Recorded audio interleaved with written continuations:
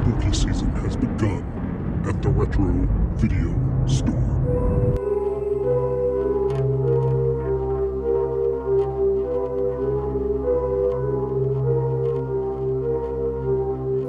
Welcome, everyone, to the Retro Video Store podcast. I'm your host, Eric. Hi, Eric.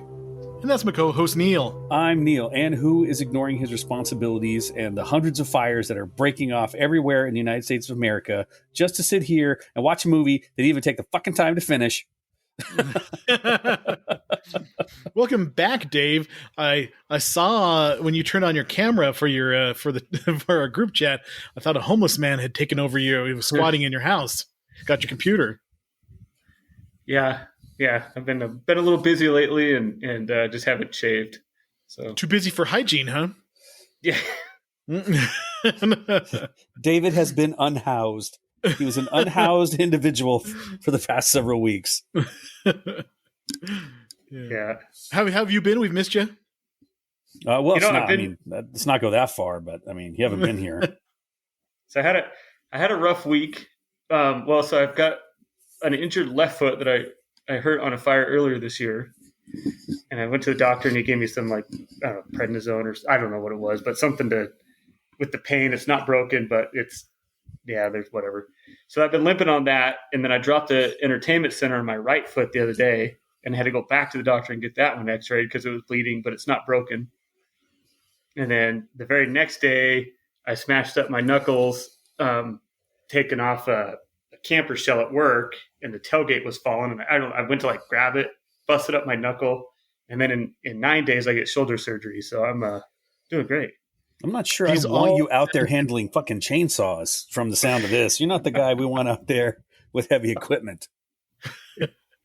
This reminds me of Ted 2, or is it Ted or Ted 2 when Patrick Warburton's first guy is always beat up. I'm like, are you part of some gay beat 'em up club?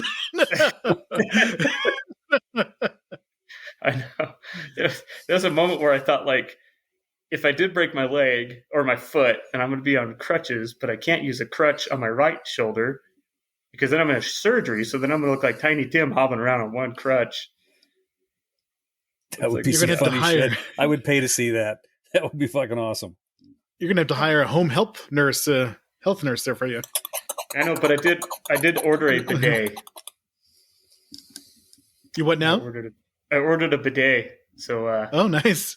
Yeah, it's got a little air dry heated seat and multi-function rotating thing. So I'll never leave the bathroom. Rotating what? Rotating a thing that washes your asshole. Yeah. Okay. Oscillating. It has an oscillating water thing, so it really keeps you clean. Just take a squat inside the dishwasher. Same. Save yourself money. So sorry I've missed the last few episodes, but good shitty horror films that I'm sorry I missed. Yeah, so while you were gone, we did 2 Italian horror movies. We did Deep Red and The Beyond. You happen to see Deep Red. Let's get your mini review of Deep Red. Well, so Eric, what was the movie you made me watch years ago when I stopped by there last time? We watched some shitty movie that you're adamant that I watched. And I think Pieces? Yeah, Pieces. That's a Spanish horror movie, but yeah, it's Pieces. Pieces of shit.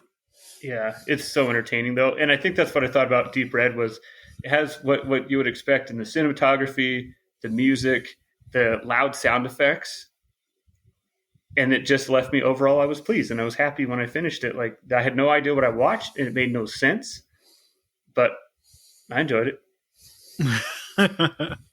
I've always enjoyed those. So you have to watch The Beyond, the one we just did a episode on, because it is awesomely nonsensical. Yeah. And gotta check that one out. So so I enjoy them, but I know there's probably nobody here in Ogden that I could sit down and watch those with, so I have to watch those by myself. There's probably a few Italian horror movie fans out there. There are dozens of us. I say dozens of us. Get some of those missionaries to stop by. You could probably rope them in. Yeah, I want to hear what you guys. I want to hear what you guys have to say, but I got to finish this movie. Once you guys come in and sit down, when it's done, we'll have a chat. What you guys think about that? You can pray for me after we watch Cannibal Holocaust. Come on.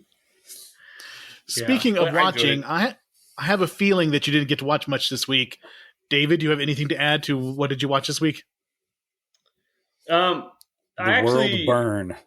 I didn't watch anything. By the time I came home, I just watched some YouTube art videos, some politic videos, and then watched my favorite videos and went to bed. All right. What are your favorite videos? Nighttime meditation, self-care. Nighttime meditation. Yes. My self-care videos. Like everyone's into the self-care lately, and I do it for about 15, 30 minutes every night before I go to bed, so it's good.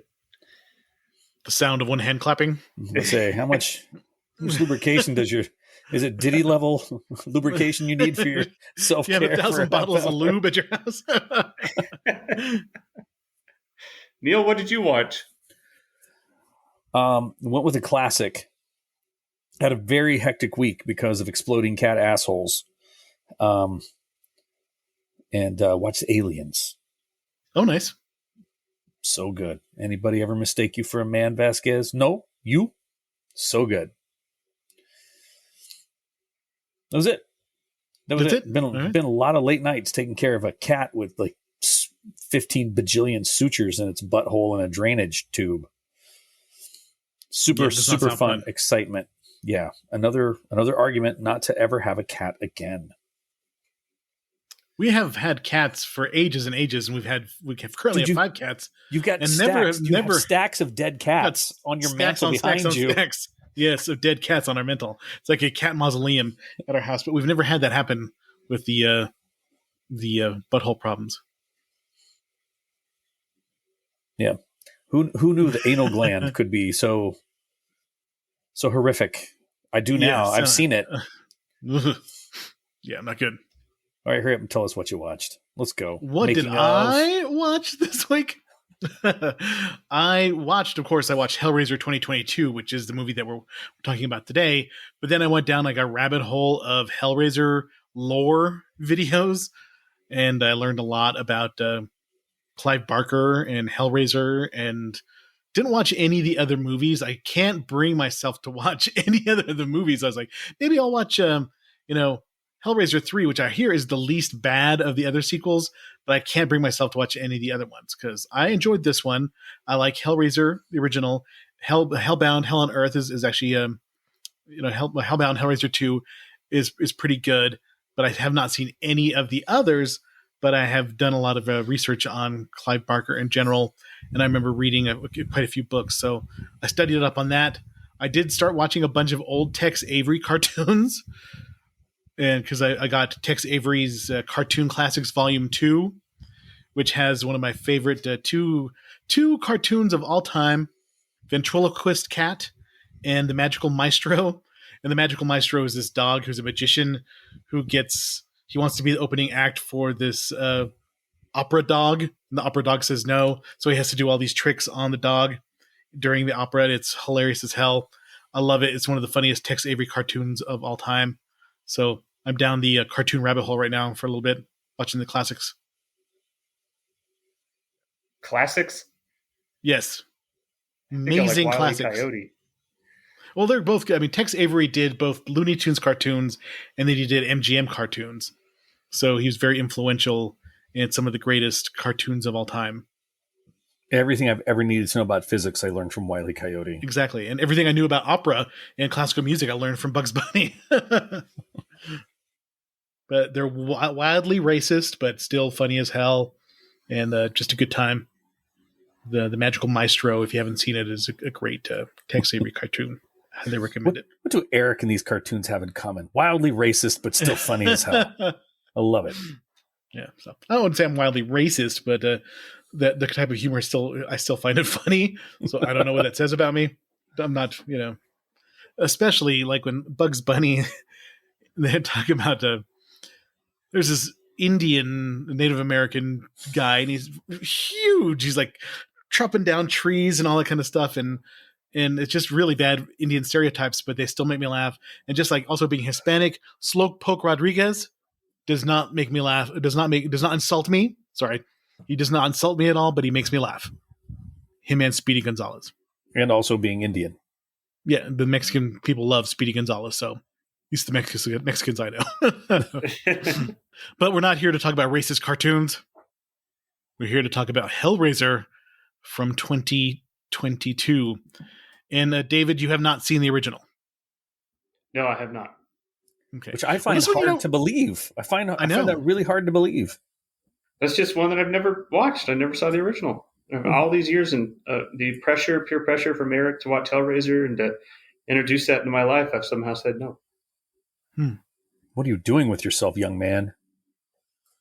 Well, the good thing about this one is that you don't really necessarily have had to seen the original, because they do a good job of explaining everything, and the way things are visually represented capture the original intent of the original Hellraiser versus all the other sequels that don't get the Cenobites.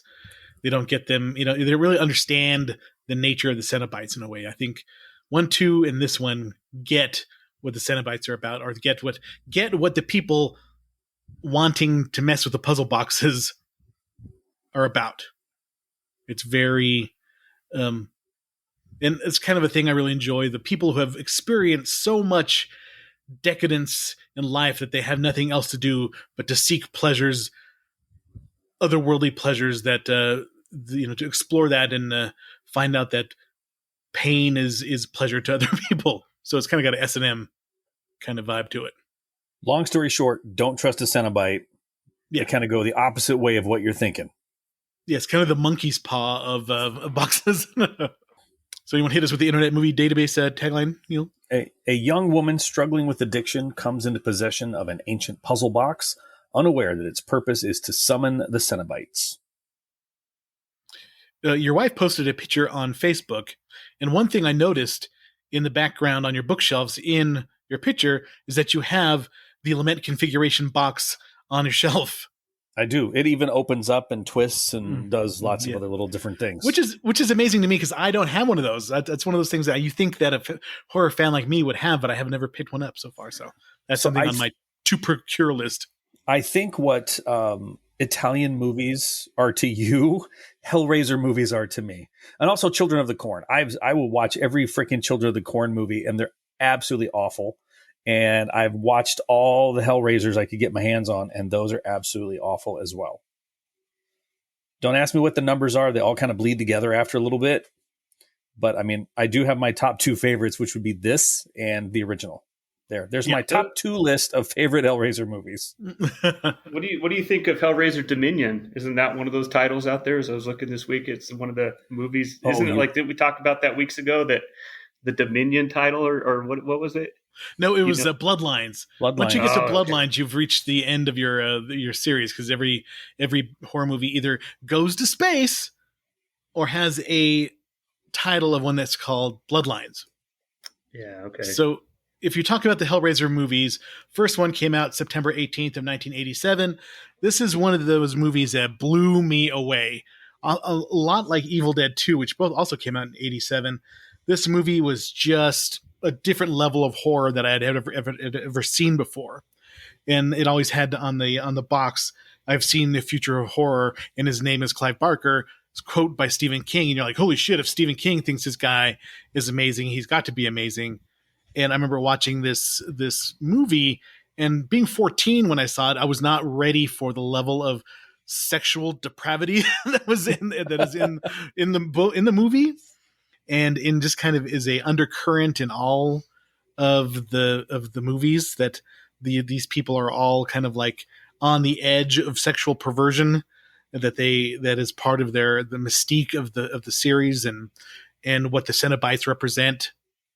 Hellbound Hellraiser 2 came out just over a year later on December 23rd of 1988. That one is a story by Clive Barker, but wasn't the screenwriter. I like it. It's got some really good gory moments, and it really kind of expands the other realm that the Cenobites are in. It's pretty gross, but it's a lot of fun. Hellraiser Hell on Earth came out in 92. I have not seen that one. Hellraiser Bloodline, 96. Hellraiser Inferno in 2000. Hellraiser Hellseeker came out in 2002. Hellraiser Deader came out in 2005. Hellraiser Hellworld in 2005 as well. Dang, they had two in a row in 2005. Hellraiser Revelations. That is the one with that's terrible Walmart looking pinhead. Yes, great value pinhead is in that one. And Hellraiser Judgment. I'm not sure if it's Judgment or Revelations that has the heavyset pinhead, where they're like, "You open the fridge, we came." We came. where he just does not look right. He doesn't have that gauntness about him that Doug Bradley had. I think is that the one? God, that's the one that's got the guy that like does the interview and he types up what you say, and then a weird Cenobite comes in and eats it and then vomits it back up, and you get judged. I think so. Yeah. See, those scenes they had potential, but then the whole rest of the movie blew. Well, some of the movies weren't even Hellraiser scripts. They were like scripts for other movies that had some sort of like hell element to it. And the Dimension Pictures are owned by the Weinstein brothers. Are like, hey, we own this rights to this. If we don't make a new movie, we lose the rights. So why don't you just write Pinhead in a couple of scenes and we'll call it a Hellraiser movie and we'll keep the rights. So they shoehorned Pinhead into quite a few of the later movies. Some were direct to video, and I think most were direct to video. Even after Hellraiser 4, I think was the last theatrical. Then everything else was on direct to video. Yeah, this is one of those series that you wish had a better legacy, that there was better movies for. And this one, I think 2022's Hellraiser is a good start.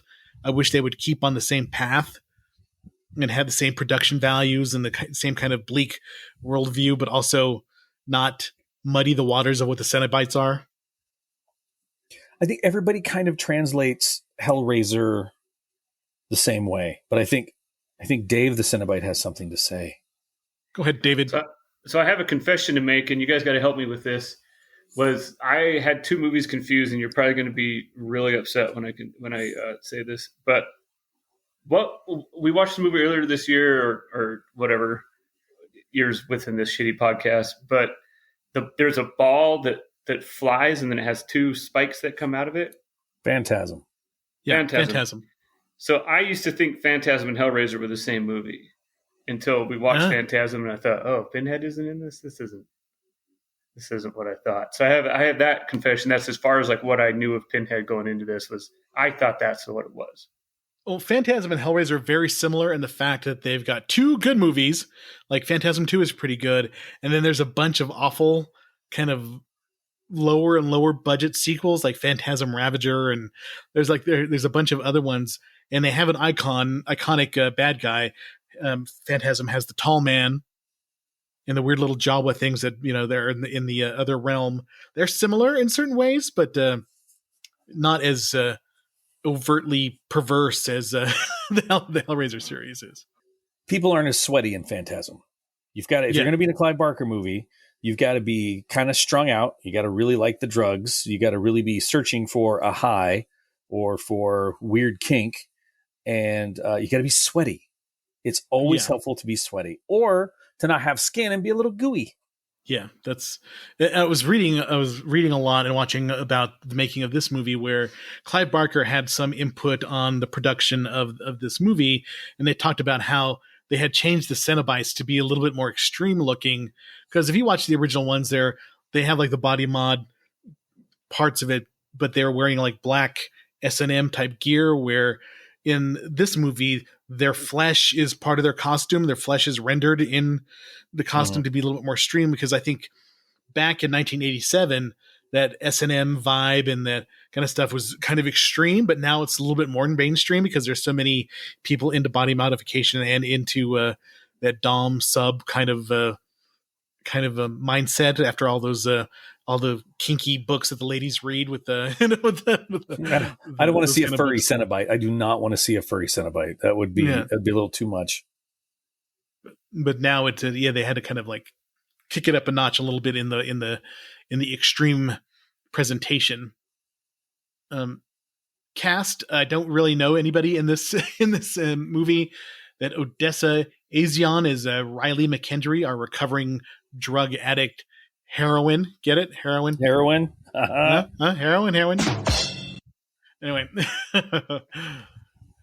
the interesting thing is that the Hell Priest Pinhead is a woman, in this movie. And but the other kind of cool thing that is transgressive is that it's a trans woman is an actress who plays the lead Cenobite. Her name is Jamie Clayton, and if you read the Hellbound Heart, the book is more true to this representation because it was kind of an androgynous. The Hell Priest is androgynous and spoke with a voice that you couldn't tell whether it was man or woman. So it went back to kind of the original Hellbound Heart book, which I read a long, long time ago. I don't really can't remember too much about it. I think the movies are so ingrained in my head that I don't remember the book as much. Neil, you're a Hellraiser head. What do you remember about the books?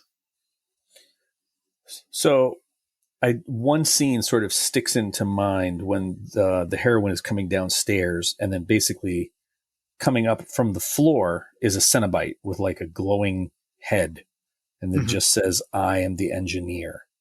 And that's the Cenobite that like designs the tools of torture for all the other Cenobites. And as a kid, I always thought that was Pinhead. And I would always I didn't like that people called him that because I always took him to be the engineer. And then later in the movies, the engineer is, the critter that chases Kirsty that's got the four arms and stuff. You can see the guys pushing on the cart. Yeah. And then people are calling that's the engineer, and it's just a denizen of the labyrinth and of hell. I'm like, no. Like they were so cool in the books. But the thing with Clive Barker is that his stuff is so damn moody when he writes it that it's so open to interpretation of how you're going to see it in your head. But everybody, when they make these movies, I don't know if it's because of the first one, but everybody sees them the same way. I agree. I think that the first one was so original, and I will say that there's three movies in my mind that are so original that they kind of affected everything that came after it. And I'll say Alien is one of them because that design of the alien, it can't be replicated. That kind of originality can't be replicated. That design is so original and so crazy that it can't be replicated. And then 2 will be Michael Myers, that kind of, he set the blueprint for that kind of slasher killer, and everything else is just kind of a play on Michael Myers. And Hellraiser, to me, is one of the last like super original horror ideas, that it was so different and so weird when it came out that there wasn't that much that could compete with it. And the portrayals of the Cenobites is so concrete in your mind that it's tough to get more abstract with it, like they are in the books or other Clive Barker. Yeah, and they're mentioned more than once. God, what was it? In Weave World, and then Immaculata, where I think they referred to them as like surgeons from beyond or something like this. Yeah. And just people that were transformed by hellish forces. And then they did, remember the Books of Blood? Remember when they did the comic books? Those were awesome. I had the Books of Blood, the original paperbacks, but I never got into the comic books. But let's get to the movie here. You want to hit us with the critical consensus? Geez, you don't want to go through the entire cast? Come on now. Although there's one famous guy. He was like an ER or something like that. Goran, however you say his name, as Voight. So okay, he was like the only one I really like recognized. Oh, okay, yeah, I didn't recognize him. I knew him from somewhere, but I couldn't place it. I just didn't make that connection.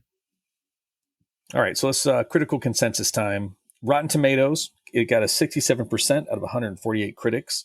The reviews were positive, got an average of 6.2 out of 10, and the website consensus reads, a gift for long-suffering fans after numerous subpar sequels. David Bruckner's Hellraiser unlocks the puzzle box for getting this franchise back on the right track. Metacritic, which uses a weighted average, assigned the film a score of 55 out of 100 based on 25 critics indicating mixed or average reviews. Katie Reif of Polygon criticized the characters and the length, but praised the set design and Clayton's performance and felt overall the film might even be the second best in the series after Hellbound Hellraiser 2. Dave White of The Wrap says, embodying Clive Barker's original intention of repulsive glamour, these Cenobites silently glide on hell's runway. The assignment was red flesh and raw meat, but make it fashion. And their work is an elegant slam dunk. Mark Hansen of Slant Magazine called it a toothlessly retrograde enterprise. Well, fuck you, Mark. Okay, that's what we got. On the Rotten Tomatoes reviews, there's one that really made me laugh, and it's by Grant Watson of the review site called Fiction Machine, and it says it might be the third best Hellraiser movie, but you have to seen 5th through 11th to best know what a relief that is. And that kind of cracked me up because the lows are so low that this is miles above those movies. Neil, what up? Do you agree with the rating on that one? Says this could be the second best in the series, or are we saving that for the end, Eric? No, go for it.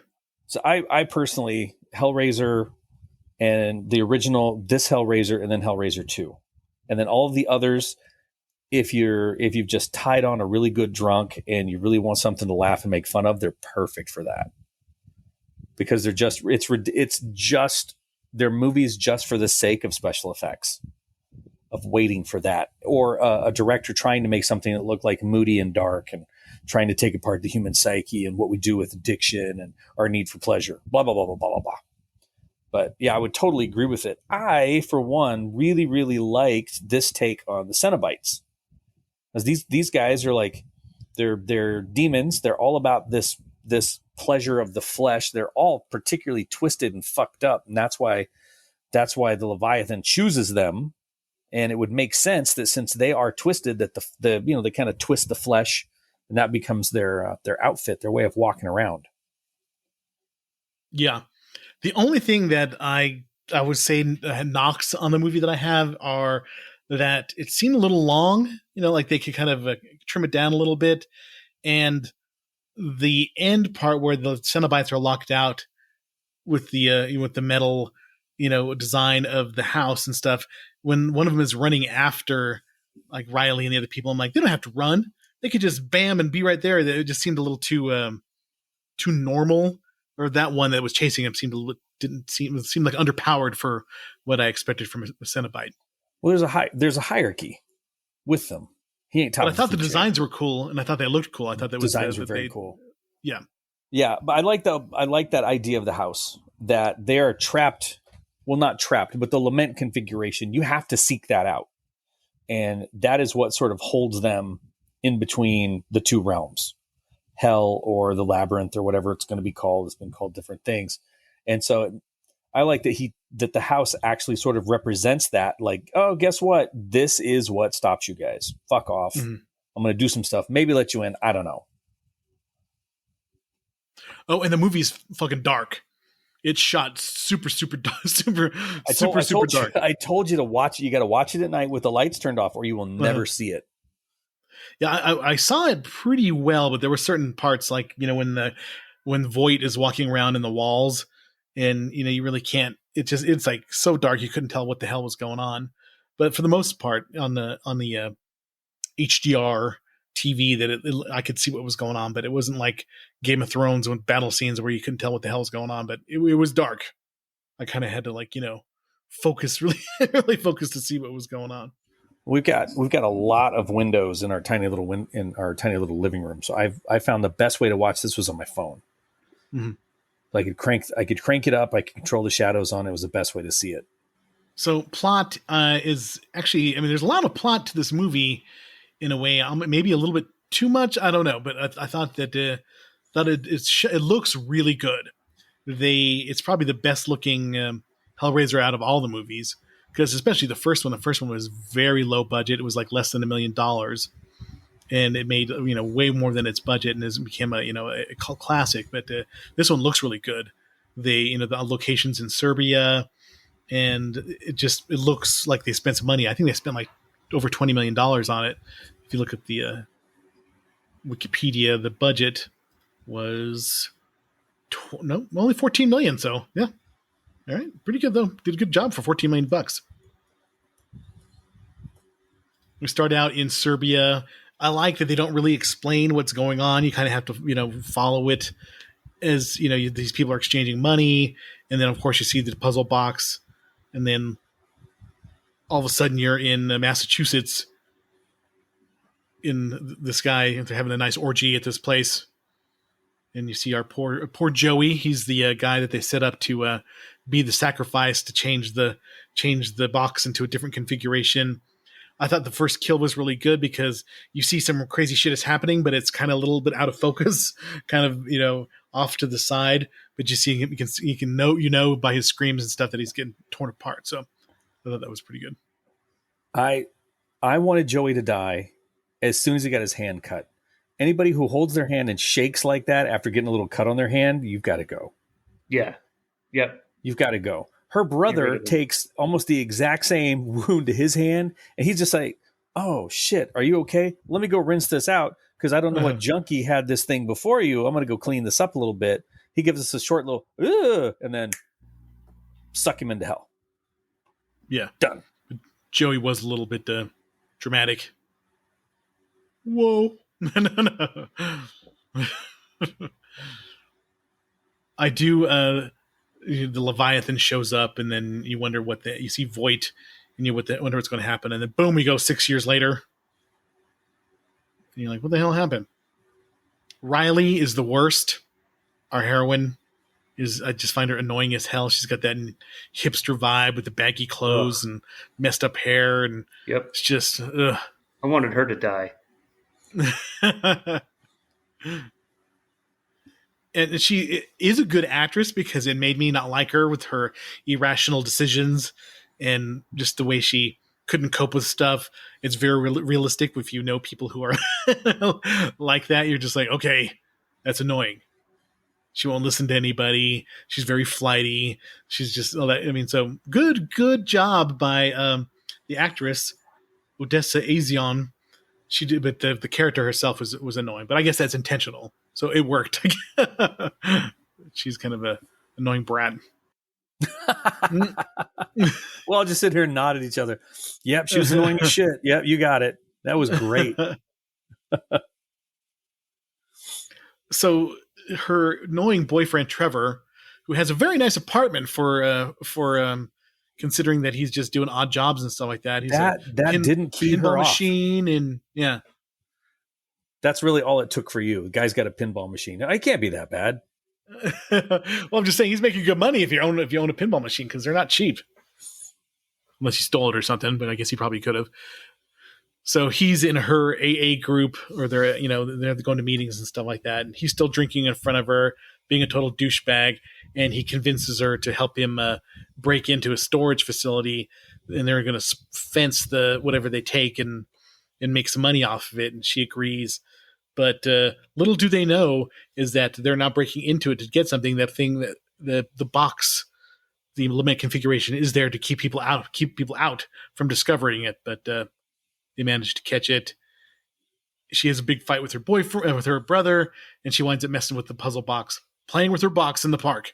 And then the shitty foreshadowing. There's a trick to everything. Yeah. That I did as soon as, there's a trick to everything, and then knocks that off. And I'm like, boy, we didn't need to do that. Why do we got to foreshadow? We know what's going to fucking happen. Mm-hmm. They're going to open up that box. Cenobites are going to show up, and people are going to go. They're going to get tortured. Mm-hmm. So she was messing with the box in the park, and the little blade comes out. She doesn't cut herself, but it wants blood. And of course, her nice brother comes to go help her while she's ODing in the park, and cuts himself. And I said this is not the worst thing that happens in a public bathroom, but he gets sucked in the drain. Not sucked in the public bathroom, but he gets sucked into the drain in the public bathroom. Which there was probably some sucking going on in that. Yeah, so that happens here. Yeah. You seem a little stuck on this singular point right here. Well, I was thinking of that part on there's something about Mary when he's going to the rest stop, and he's gonna like trying to go pee at the rest stop, and he falls down, and there's like the cops crew and stuff like that, and he gets busted. It just makes me laugh because that's what I thought about. So yeah. Yep. Yep, that's where your head was. I gotcha. So, but she's she's a hot mess. Her brother's missing, but she goes over to Trevor's house to bone. Doesn't really care. She's annoying, but she starts seeing Cenobites everywhere. The chatter I liked this one is pretty cool. Which is one of the iconic Cenobites from the original movies. Matt is wary of the box. No, not Matt, but Trevor is wary of the box. But you're like, what? Why is he so scared of the box? And you're wondering, kind of like, what does he know that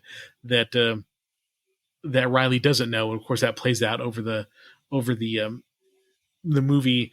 And they go visit the lady Serena, who we see at the beginning. She's the one who kind of like hoodwinks the Joey into going to meet Voight and then getting in trouble and stuff like that. But she has really bad lung cancer or something like that. But she can run pretty good for somebody who has bad lung cancer. When pressed, the adrenal glands really do their job. Yeah. One thing I do like of that turned out really good is just the way the other dimension kind of changes everywhere. Like you can see the floors moving and the walls moving and stuff like that. I know it's CGI, but it's done pretty well. It looks pretty cool in this one. Yeah.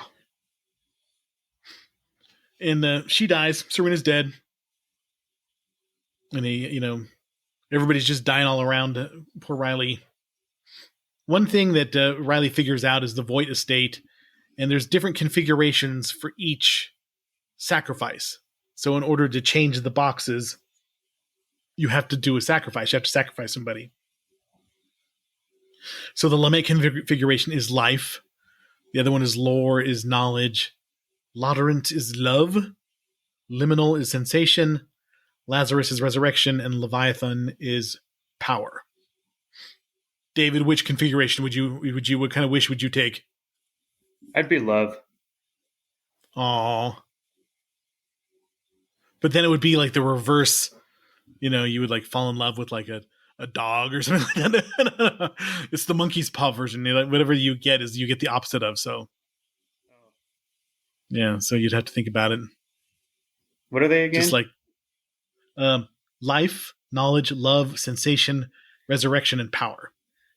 Ooh, sensation. Didn't you see what happened to Voight, though? Did you see what happened to Voight, man? he had all kinds of sensations. Yeah, he had the never-ending pain machine attached to him, where they would like fray his nerves just to the breaking point and then reattach them.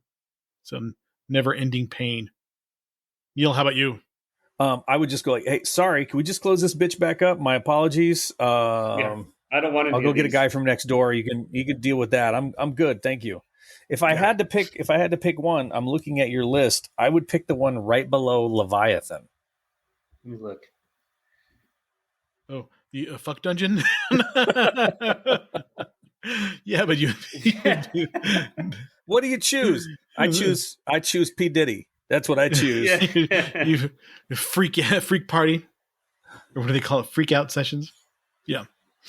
So that would be tough.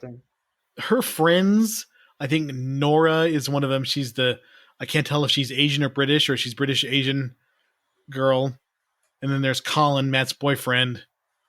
And you got Trevor, and then you got Riley. They're the people that we follow around. The sort of Scooby gang, the hipster douchebag Scooby gang of this movie. The getting pulled in by the Cenobites though inside the van was really, really cool. Yeah, poor Nora gets cut by the puzzle, and they're trying to get her out of there. And the way the three of them are in the front of the van, and then the way the van stretches out, yeah, that's freaking cool. That was done pretty well. Favorite part of that though, when she's screaming and she pulls the needle out and then just inserts it perfectly into her neck. Okay, so those effects, whether CGI or they did something, I don't know what they were doing for that, but those were awesome. Yeah, pretty gory. Lots of especially when she gets ripped apart, it's all juicy. That was one of the complaints early on, was that I read something about this, that A lot of people were bitching because earlier they were worried because they watched the beginning of the movie and that it wasn't as gory as your typical Hellraiser, Mhm. and then it would have forced some people to shut it off and give it bad reviews because they could watch it at home. But if they stuck it out, then they realized that it was just as gory, you know. And I think that's kind of sad that they kind of. I wish they would have given it a theatrical release because this was released on Hulu back in 2022, and I feel like it's good enough. I mean, especially if some of the others got a theatrical release, this one deserved one, and I think maybe it would have been more praised if people had seen it in the theater versus in their home, because it does drag a little bit. I think there's a little bit of, when you think the natural ending is, Riley dealing with the Cenobites, then you get Voight coming in out of nowhere, and now he's complicating the matters. That felt a little, in my opinion, like too much. You know what I mean? I felt like it would have been more efficient if they just dealt with Riley. But when you think about the first movie, I don't think Pinhead shows up until an hour into the movie, because it's mostly like a drama between two brothers and their wife, and one of the brothers' wives, Julia, come to daddy. And that's really the movie's about, because Julia is having an affair with Frank, and Frank is in the hell dimension because he called the Cenobites and they tore him apart. So she has to bring in like these dudes that she just seduces, hit him with a hammer, and the blood seeps into the floor, and Frank reconstitutes himself. And then it's not until Frank is running around doing evil shit that the Cenobites decide they want to come back and get him. So there's a long time in the original movie before you really see the Cenobites do anything. But before that, it's just sweaty, greasy Frank screwing everything that moves. Everything is always sweaty and greasy. Yeah. That's very true. But I think people forget how bad the old ones are. Especially, that's the same argument I use when it comes to the new Halloween, the 2018 Halloween Kills and Halloween Ends. Are like, man, those movies suck. I'm like, have you seen Halloween 5, 6, 7, and 8? Rob Zombie's Halloweens? Have you seen those? Oh God, it gets worse. Yeah. Yes, exactly. Like, they kind of tend to forget that. I should have looked into it. I wondered what that plug, like in the priest's throat, the hell priest's throat, Pinhead. I wonder what that symbol was. Yeah, I wonder. I never looked into that. Well, I'll look into it right now. All right, go Dave, go. Go Dave, go. Google, Dave, go. Google. Let me mute this. Let me mute it so you guys don't hear my loud type. I guess there's 2 Hellraiser book sequels as well that I have not read. The one's called The Scarlet Gospels. It's a novel-length sequel to The Hellbound Heart, and which also features the Harry D'Amour, kind of like a hard-boiled detective character from a lot of other Clive Barker books. And there's another one called Hellraiser: The Toll, which was set before that, and it was not written by Clive Barker.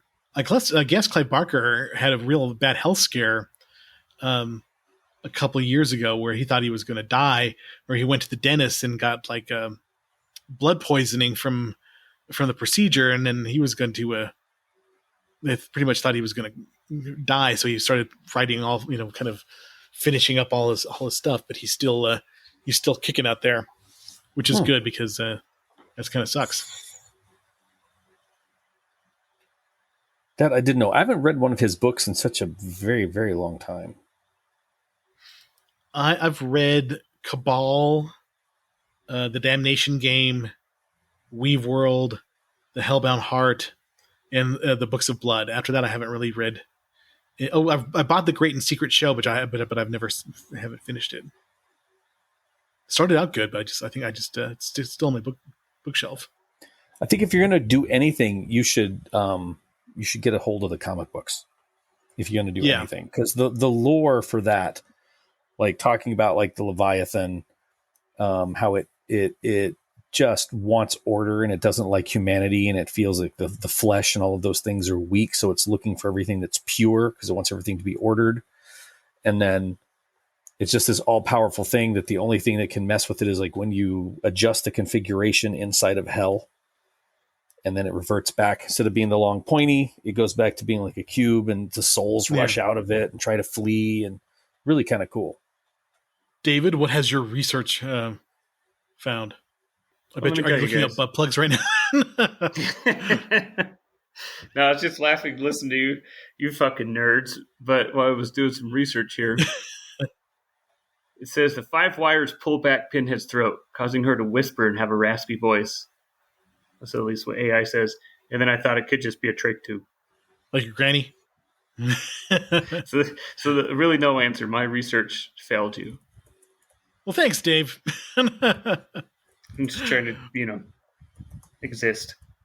Yeah. Well, what did you think of the movie, though? What did you think of, like, the way it was presented, and let's hear your opinion. Well, you guys, it was cool. Let me tell you this: perfect timing, because I finally bought a new TV, because I haven't had a new TV since 2005.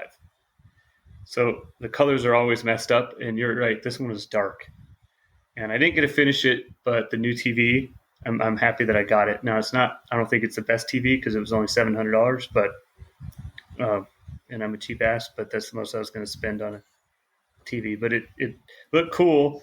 The acting is pretty funny because I looked at Internet Movie Database and I was watching. I'm like, I don't recognize any of these people.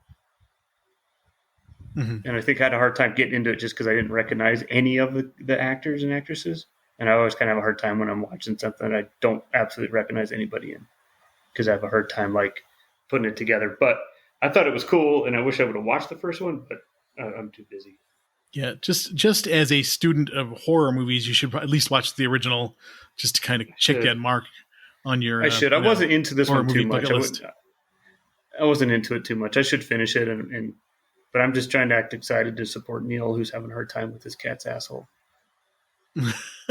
Yeah, buy us a couple cups of coffee, guys. My cat's beehole was very, very expensive. Okay, so the Pacomian sigil, which reoccurs in different ways in some of the literature and the comic books, and it's the same little doodad that they laid Voight out when they prostrated him and turned him into a Cenobite. Oh, okay. Did you notice that they kind of glowed when they spoke? Was that just me? Didn't it look like they kind of glowed a little bit? It did.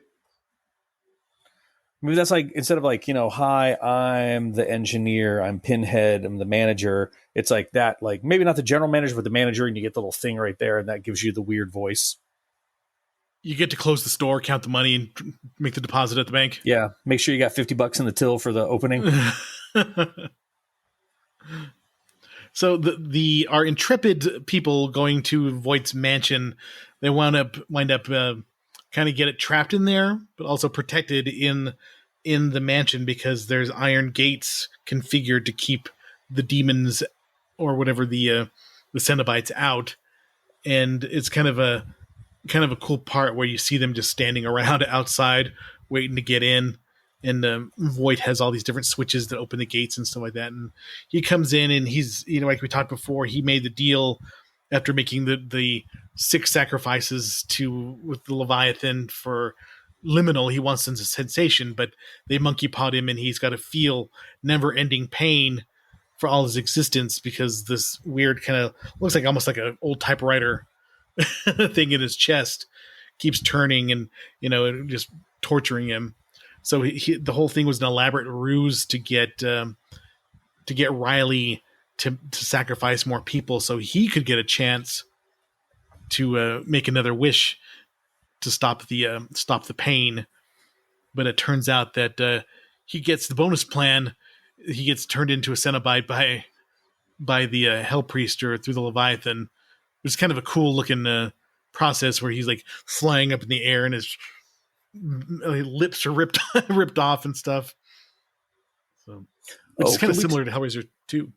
Can we talk about our Cenobite buying it after getting stabbed? Yeah, the Chatterer gets stabbed by Riley with the puzzle. Yeah, And it just like, whoop, okay, cool. And just back with its hands out and like, here we go. I've been here before. I know what's getting ready to happen. Yeah, and the hooks come out and just basically just rip him into into shreds, which is a cool effect. I do feel bad for poor Colin. He's just wanted to be a good boyfriend to Matt, and then he gets entangled with his crappy sister, and they wind up going on this adventure, and he gets stabbed. He's really in rough shape, and when Riley decides that she wants to just to take they'll go back to the lament configuration and have life, but living a life of regret, knowing that she couldn't save the people. And she's in the car with Colin, and they're just talking it over. And then Colin looks like, "Can you just please take me to the goddamn hospital?" He's just bleeding out. I'm like, "Please, just take me to the hospital." I really, really, really would like to go. This just not working. Yeah.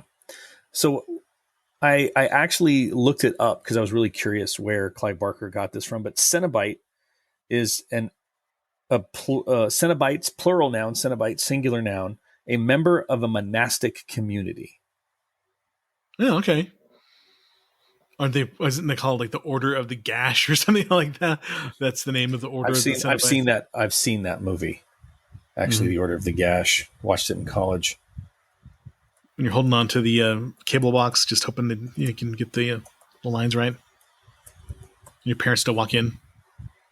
Yeah, and it is the and it was in Hellbound Heart. It was the Order of the Gash. I do like some of the music cues in the movie where they go back to the original Hellraiser. Other than that, the overall music of the movie didn't really affect me much. You're like, meh. But when they would hit the original OG Hellraiser theme, it was pretty good. Yeah, but overall, I thought it was pretty good. And I mean, as far as reboots go, this is definitely one of the better ones. It's way better than the Nightmare on Elm Street reboot by far. And the Omen reboot we've watched, and any other things we watch in remake month, I would say this ranks up there way higher than most of the ones that we have seen. So if you are a Hellraiser fan, and I know there's a bunch out there because there's a hell of a lot of sequels to it, that I think this one was, like Neil said, it ranks up there with the top 2 or 3 of the entire series.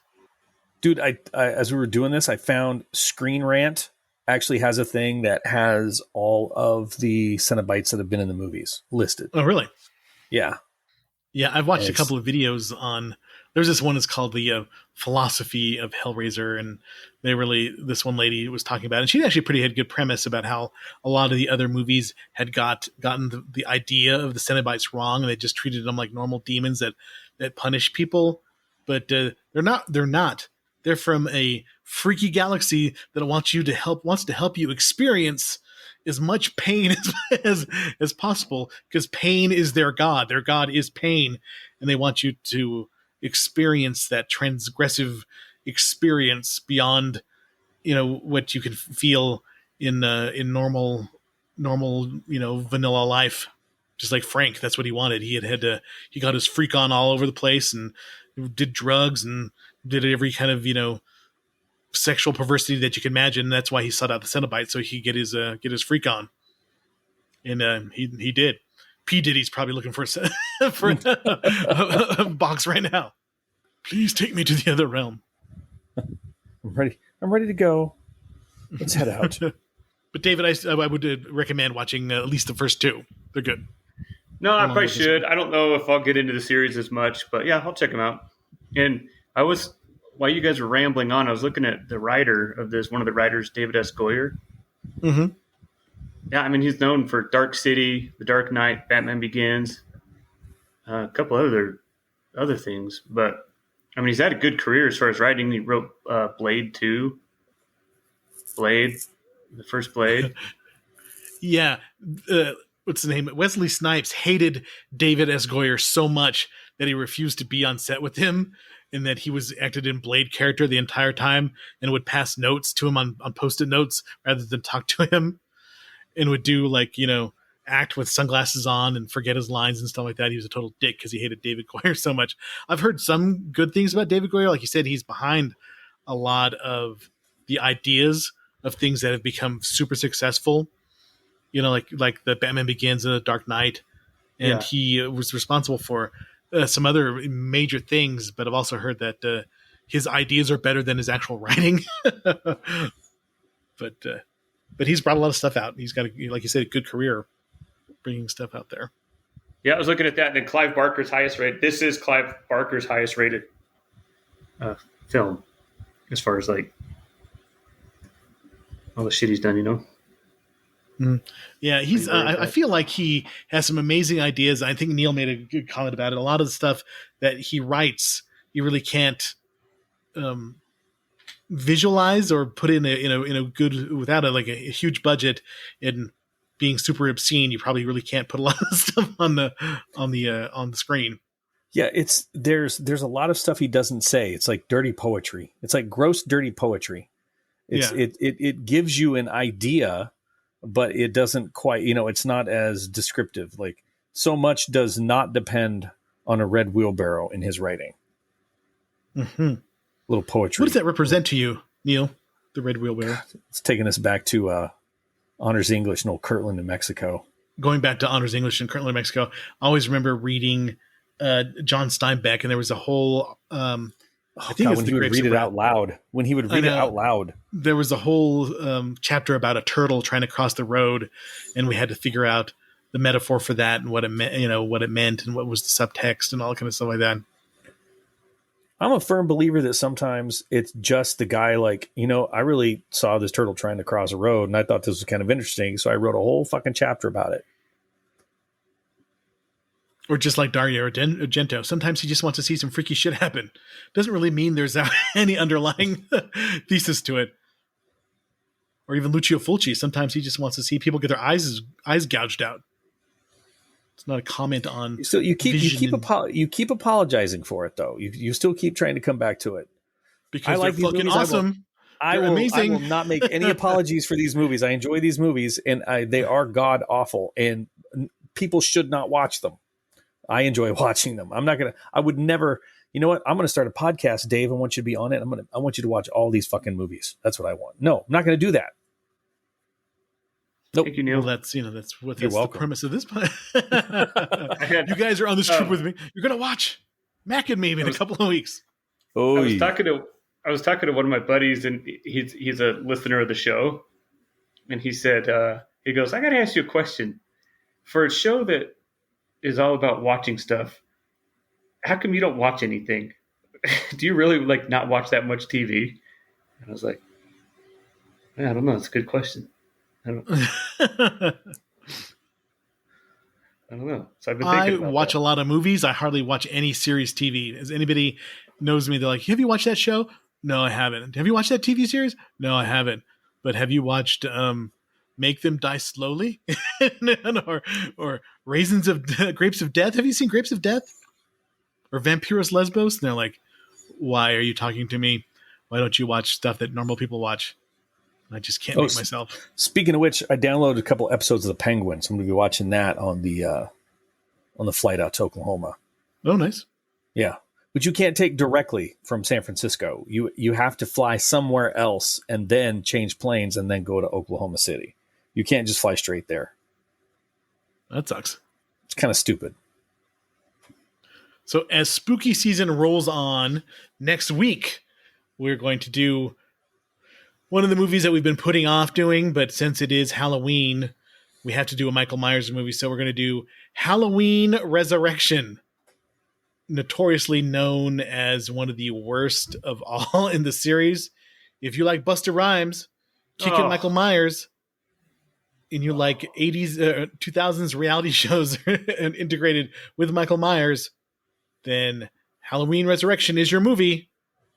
We're going to take our medicine and watch it and talk about it next week. So I'm glad. I really want you to suffer through one of these too. Oh yeah, I'm going to suffer through it. Yeah. I feel like sometimes Dave and I are the ones that are really oh my God, well, you're just scrolling through your little wish list as we go through these films. So I'm glad. Mm-hmm. Yeah. Well, so Halloween Resurrection. I watched Halloween Resurrection a couple years ago without, probably 2 years ago without knowing that it was going to happen someday, I went ahead and watched it. So I probably will not watch it again this week, and just, the pain lives in my head. You gotta watch it. I got the Halloween box set, Blu-ray, Scream Factory Blu-ray set of every single Halloween movie. I had the You same had that box one? set. Yeah, it's amazing. They're hard to find now, so sought after. Yeah, so join us next week for Halloween Resurrection. We appreciate August downloads. They've been great. So thank you, everybody who has downloaded and listened. We appreciate it. As we get into spooky season, and hopefully you'll hang around for Turkey Month, where we really test the limits of the audiences. Test the limits of their patience. Of their patience, yes. So, but if you want to hit us up on our socials, rvspodcast222@gmail.com. If you want to send us an email, we're on Threads, we're on Instagram, we're on Facebook, and you can find the podcast pretty much anywhere now. We're on YouTube as well. And I've made a playlist of classic horror movie trailers that you guys can watch if you're interested in that. So check us out. Buymeacoffee.com if you want to contribute to the cause and help with Neil's cat's anal gland issues. I know that's not cheap. Dude, it was freaking enormous. Just enormous. Just these giant gaping wounds. And I don't know why evolution is like, you know what? You just need to lick it. Although your tongue is basically sandpaper, just lick it and tear it open more. That's what you need to do. Yeah. Ugh. Well, if you're still here to listen to Neil describe that, we appreciate it. And we hope everybody has a good week. Yeah, everybody have a good week. I will, next time I talk to you guys, I will be fresh off a plane from Oklahoma.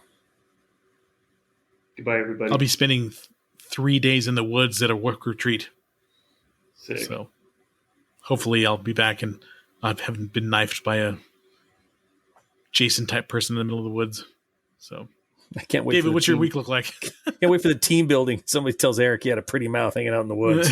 Yeah. So Now I just be working all week. I got one more. I should be on next week's show, and then after that, I go into the knife for my shoulder surgery. So I don't know. all right. Maybe I'll be on pain pills for 2 weeks from now. Who knows? You can have your dad set up the podcast for you. He's all shit. What am I doing? We should get Dave's dad on here to talk about a movie.